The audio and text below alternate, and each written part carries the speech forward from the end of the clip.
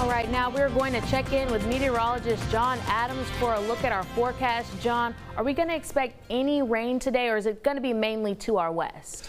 Most of it, and the heaviest by far and the most severe, is going to be to the west and northwest of us. But as you can see here, we do have a few showers that are passing into East Texas, but nothing severe in that activity. We do have a tornado watch in effect until 10 o'clock. That covers the area there just to the west of the Metroplex. We are beginning to see severe thunderstorm and even tornado warnings in that area. A tornado there approaching the Breckenridge area confirmed due to the flashing polygon there.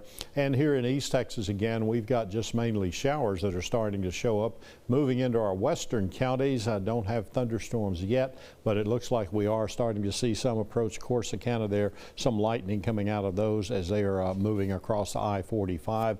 We've also got other activity up near the Metroplex at this point. We do have a possibility, mainly in our northwestern areas, that we could see some severe storms later tonight.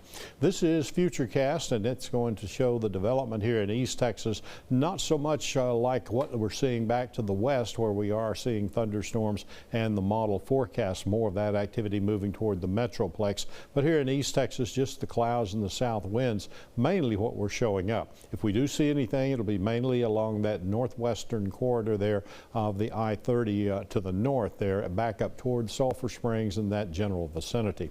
The severe outlook, the worst of it is right up there around Wichita, Kansas, and westward, where we have a moderate risk. That's scale 4. That's level 4 on that scale of 1 to 5. That we could see some strong, possible long-track tornadoes in that area, as well as some large hail. We have an enhanced risk that extends down through parts of North Texas, and then a slight risk that does brush up against our northwestern counties, as you see there.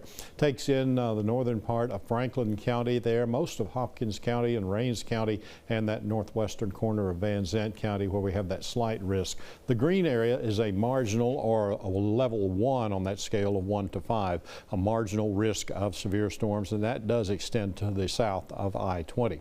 Now tomorrow, a little different story. The slight risk moves back into East Texas, covers about the northwestern half of our area, and that enhanced risk gets right up to the edge there, takes in Sulphur Springs and points to the west and north, where there would be an enhanced risk of severe storms. The marginal risk still through the central portions of East Texas. Now here's our temperatures, and right now we're into the 80s, plenty of heat out there and plenty of humidity, and we're forecasting the high temperatures to be in the upper 80s again Monday afternoon. Now tonight, a few storms, mainly before 10 p.m.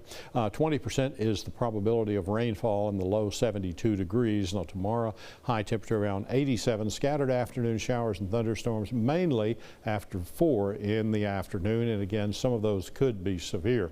Here's a look at the next 7 days. Once we get past Tuesday, we will be seeing some sunshine, cooler temperatures, especially noticeable in the mornings. Another chance for showers and thunderstorms next weekend.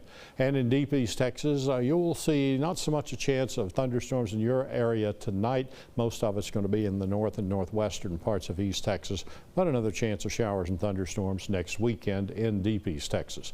You can check that forecast anytime at KETK.com. Thank you so much.